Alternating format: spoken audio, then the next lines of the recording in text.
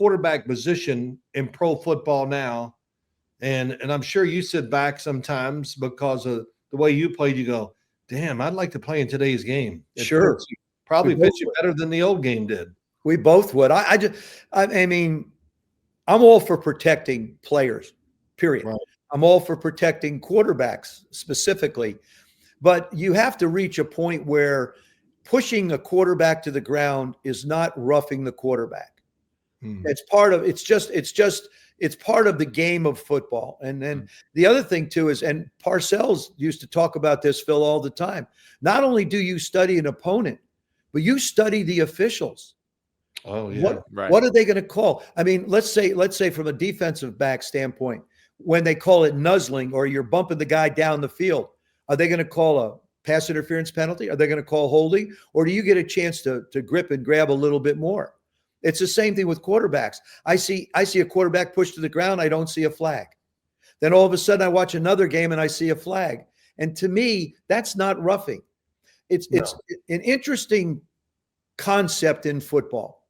The most vulnerable player in all of professional football, in all of football, is the punter. Because he's got his leg in the air, his feet are off the ground, and he's just exposed to anybody hitting him. They have 2 degrees of penalties regarding protection of a punter: roughing and running into. I have no problem if you want to protect the quarterback, which you consider roughing. If he gets pushed to the ground, 5-yard penalty, not an automatic first down. Why not? And first of all, they'll never do it. We know that. We absolutely know that that'll never happen. Right. But I find it some of the inconsistencies that we've seen.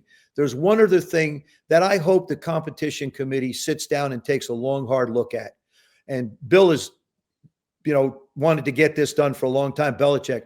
You should have the ability to review or challenge, I should say, every play in football. How many face masks have we seen this year that have not been called? Right. Yeah. What's the big deal about taking away the menu and basically saying every play can be reviewed? You only have two challenges.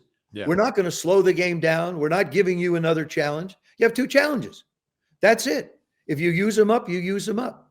But I think the fans deserve the game to be called in a right way. Hey, listen, I respect officials. Things are moving so fast. Sometimes you miss stuff.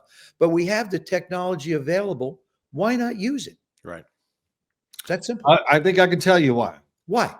Money, time on TV, got to get to commercials, got to get to the next game, all the other things. They don't want to slow the game down at all. But see, Phil, this is my point. You're not slowing the game down. You only have 2 challenges. Yeah, I know. That's why they keep it that way. But I'm saying I don't want any more challenges. Yeah, I just want to be able to challenge every play. Yeah, I got you. The game, the speed of the game will not change one bit. Yeah. Not one bit whatsoever. The economics won't change. But I think from a fan's perspective, maybe they'll take away some of the banter that we hear from everybody in the media on Mondays. But they'll be able to correct things that we see egregious. I mean, take the Minnesota Viking game. When Sam Darnold, the last one they played, when he got his face mask pulled. Yeah. And I mean, to me, I just think I love to look at, I love our game so much. And how can we make it better for the fan? How better for the fan experience? I think that could be one way.